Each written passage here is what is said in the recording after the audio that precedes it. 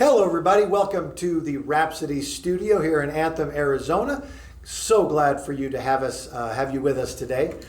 Today is a special and kind of a bittersweet day. So I'm going to tell you, we usually don't date these videos, but I'm going to tell you, today is Friday, the 26th of August, 2022.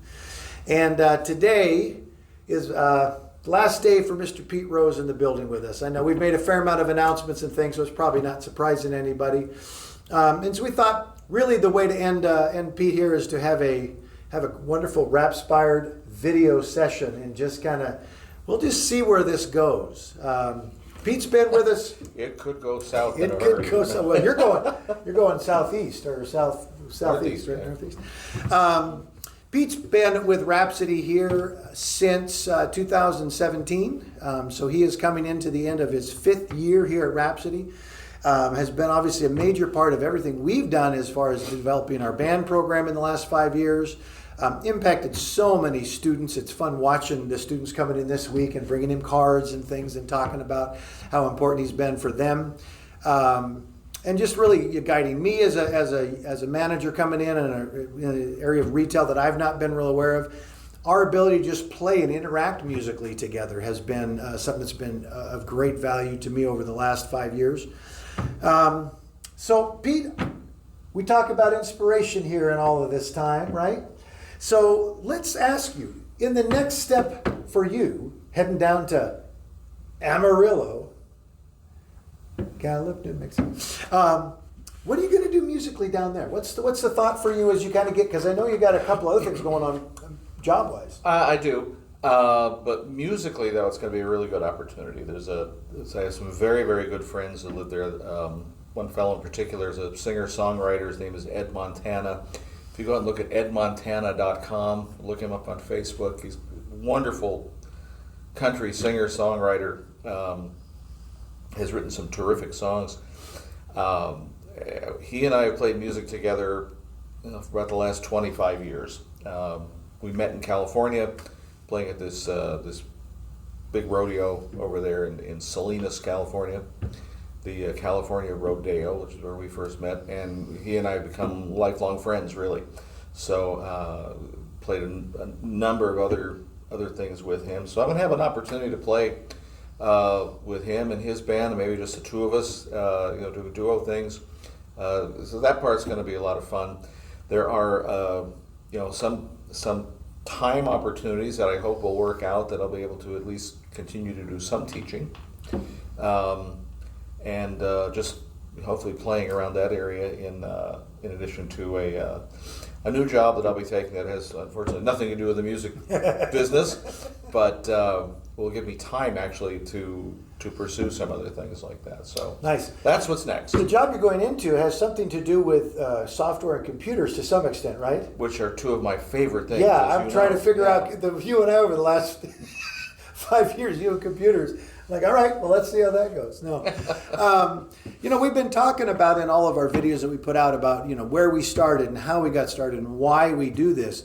I think it's an important piece for us all to realize, as I guess as we older guys start talking about the journey through life, and we talk younger about that there are things that are going to shift in our lives. There are locations that are going to change. But we as musicians, at least you and I for sure, and the people we've had here, the aspiration is that doesn't change. That is always part of what we're going to do. Whether or not you move it on to a software job, you're going to be playing bass. I know a number of people that are in technical fields and like doctors and things like that, and I never remember which side of the brain this is, and I'll tell you why in a second.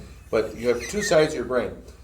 One side is the structured, analytical, mathematical side, and the other side, which is the side that I live in, is the abstract, creative side of the brain. And over the years, I think I've realized that it's important to balance that out. If you're in a job that's very kind of intense and technical and everything like that, a number of them I know play instruments just to relax and just to have that other side working. Yeah. my daughter works in the legal field in Chicago, and when she was in 6th grade, back then she said, "Dad, I want to learn how to play the flute." And I said, "Okay." So I was working in a store, and I got her a flute, and she said, "Well, I'm going to need lessons." And I said, "Okay." So I got her lessons. She played her flute all through high school. Never played in the band. Had no interest in playing in the band, other than learning how to play the flute. Yeah. In college, one of her college roommates played clarinet, and they would pull their instruments out at Christmas time and play Christmas carols and things. My daughter will turn 40 this year. Sorry, Allison, I didn't mean to let that out. She'll be 30 something. We'll put it that way. Still has her flute at her home in Chicago where she lives. She has a piano. She's getting a guitar, and it's just for her own enjoyment because she's in such a kind of a stressful job where she's traveling a lot, and she's it's very specific work that she does. Then it's just a nice way to relax, and just to kind of stretch out. So I've found that to be more interesting over the years. Yeah, I would bet. I mean, it's part of what we do as musicians. And again, so many things.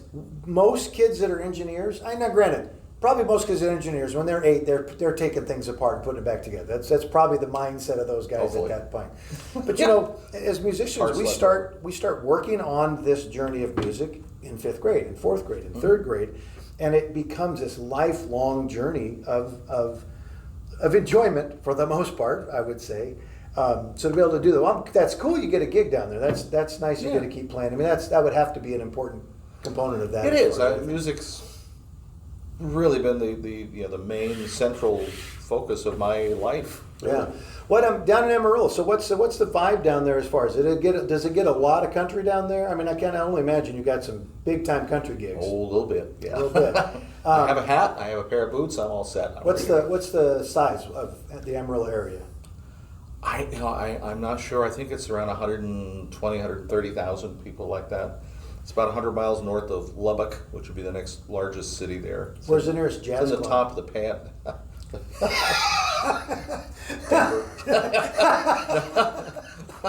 No, there are actually some jazz groups there that my friend Ed has said, "Hey, I'll introduce you to all those guys." And, nice. So very cool. They have both kinds of music there. Country and Western. Yeah. Oh goodness! The jokes you and I have shared over 5 years and the stories. I can't even. At this point, Pete starts telling a joke. I think I can get most of the punchlines before he gets to them. So, well, sir. Only because I've told him to you 5 times, probably. Could be. I try and never act like that. No. Oh, yeah, it's a new joke by Pete. No. Well, hey, it has been just an amazing pleasure to have you in the building working with you. I know that you and I have had the opportunity to really craft a lot of things in what we've developed here at Rhapsody.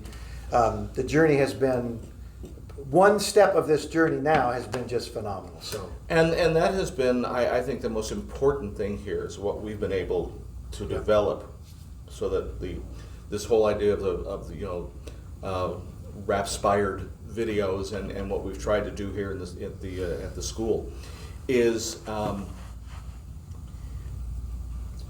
crafting through the instructors that we have, that we've been able to, fortunately, to have work with us here. We don't work for anybody, we work with each other, really, is the way I feel about it. And a good part of that is due to the way that you have crafted all of this stuff.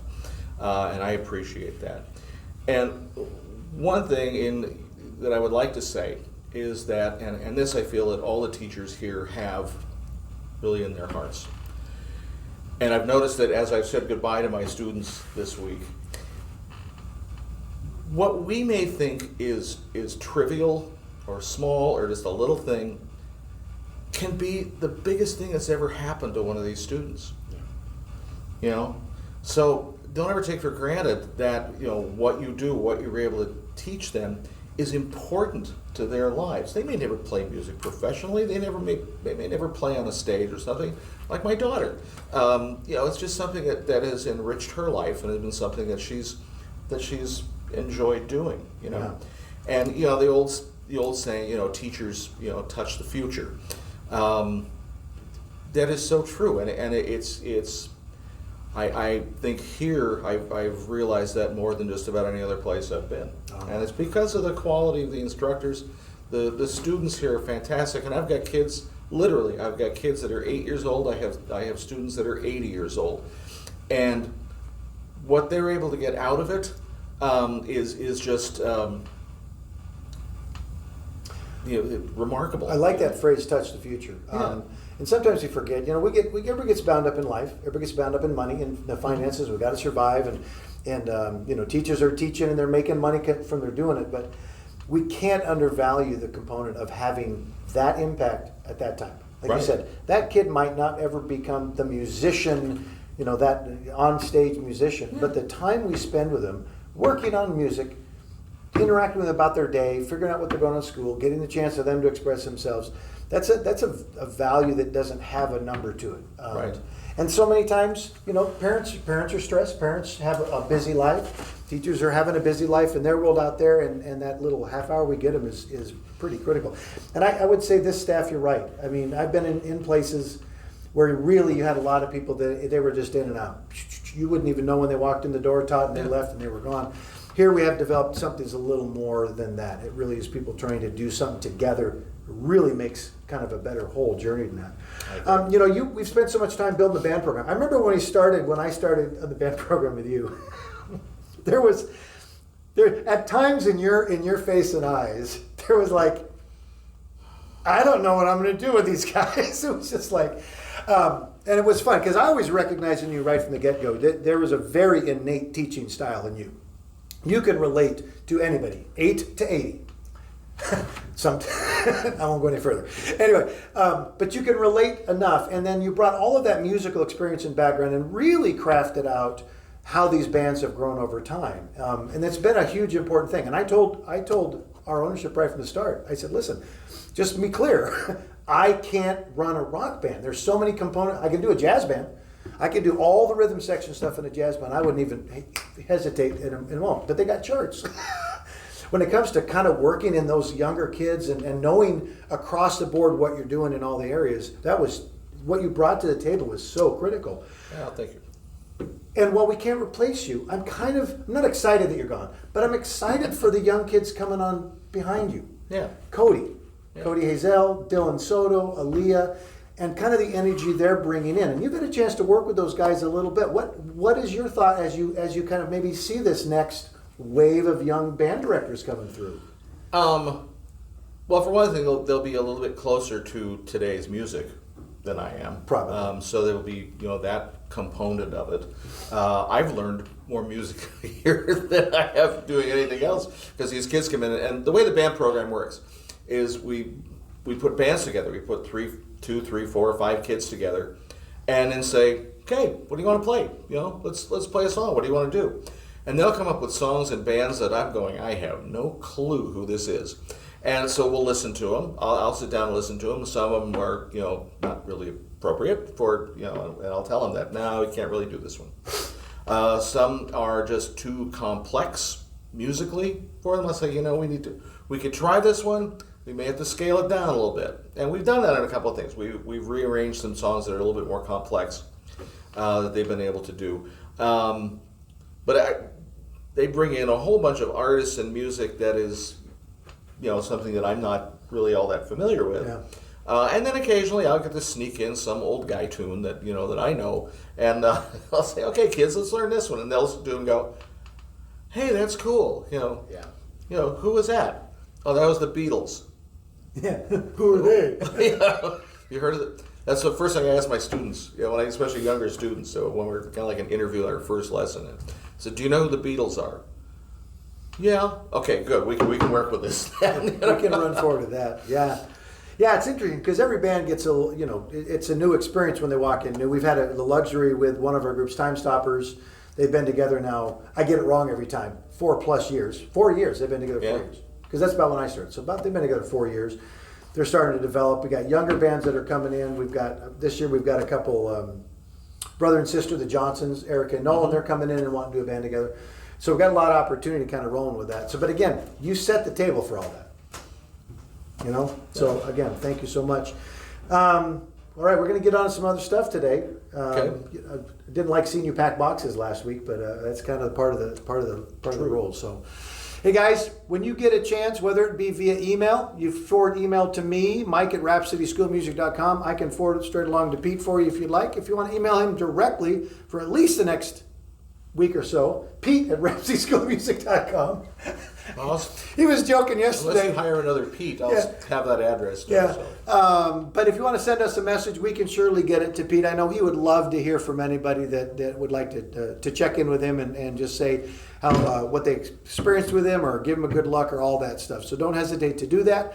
And again, on behalf of Rhapsody School of Music, I want to extend a most heartfelt and deep thank you to everything you have given us here at Rhapsody. Well, I thank you and the Maplethorpes and the staff and everyone here for giving me the opportunity to do that. I appreciate it. Absolutely, it's a team effort.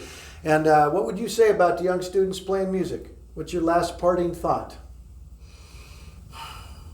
I've told all of my students as I've had to mention to them that I was leaving. I told them the only thing that I'm requiring of you now is that you don't quit. Is that you keep going on. And every single one of them said, "Well, I'm not going to quit. No, this is too much fun." Stay inspired. Listen to as much stuff as you possibly can. Listen to all kinds of music. Don't limit yourself to one thing. Again, in my first meeting with each new student, I asked them, "What's the two most important things that you have as a musician?" And most of them will say, "Well, my guitar and my picks or my amplifier or something." And I'll say, "No, the two most important things you own as a musician." And by virtue of the fact that they own a musical instrument and are taking lessons, I tell them, "You're now a musician. Welcome to the club." Yeah. So the two most important things you have one of them on either side of your head, and those are your ears. Keep them wide open. Listen to whatever kind of music you can. I know there are some people that say, "Oh, don't try to learn from YouTube videos or anything like that, or guitar tablature or any of these kind of newer, fangled ways of learning how to play an instrument." Take them all. Use them all. Take them all in. Combine all of that stuff and create your own voice at some point. So just keep your ears open. Because who knows, you might hear me playing on some country record someday. I'll let you know if that happens. Keep playing, keep listening. And again, thanks for being part of our journey. We thank Mr. Pete Rose for being part of our journey. Stay inspired, do something musical, and we will check in with you again in the next step of Rhapsody. Have a great day.